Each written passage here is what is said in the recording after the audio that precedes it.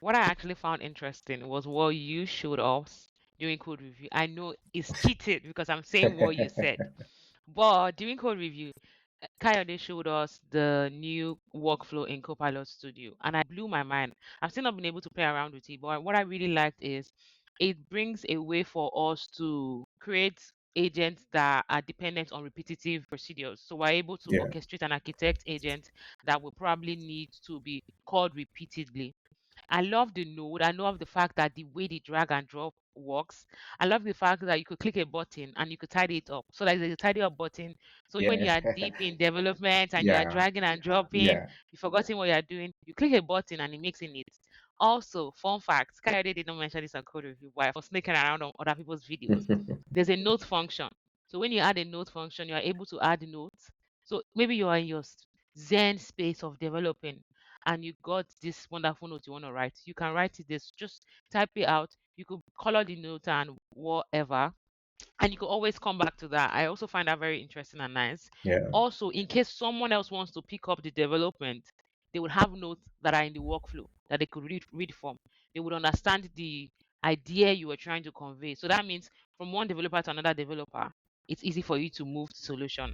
I love the fact that you could integrate agents and it's almost like Power Automate, where there is a trigger. So there's something that triggers it, and you can add as many steps in underneath it.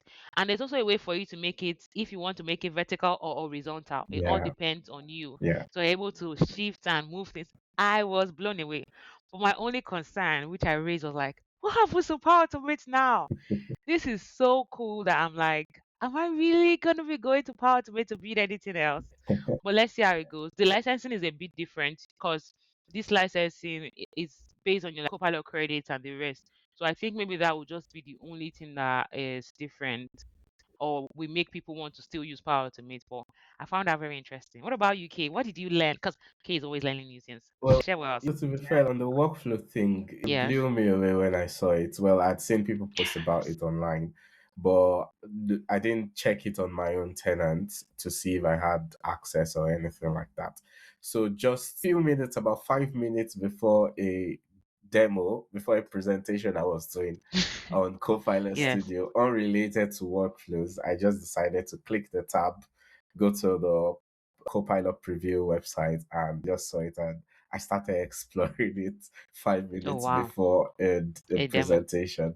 So, but we talked about the presentation I gave about it at work, and I've not explored it much further beyond that, and I've not watched those videos that you talked about, Annabelle. So I will surely be looking at it. I think from the way I see it, it makes you think of your AI workflows as not just a single unit, but as an end-to-end workflow.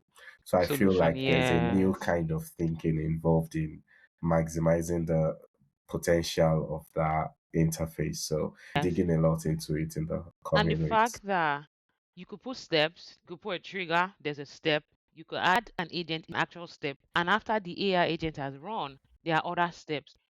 Blew my mind. So you could have a full proper end-to-end process that is not just dependent on the AI agent alone. You could do like yes or no nodes, true or false. It's amazing. I love that.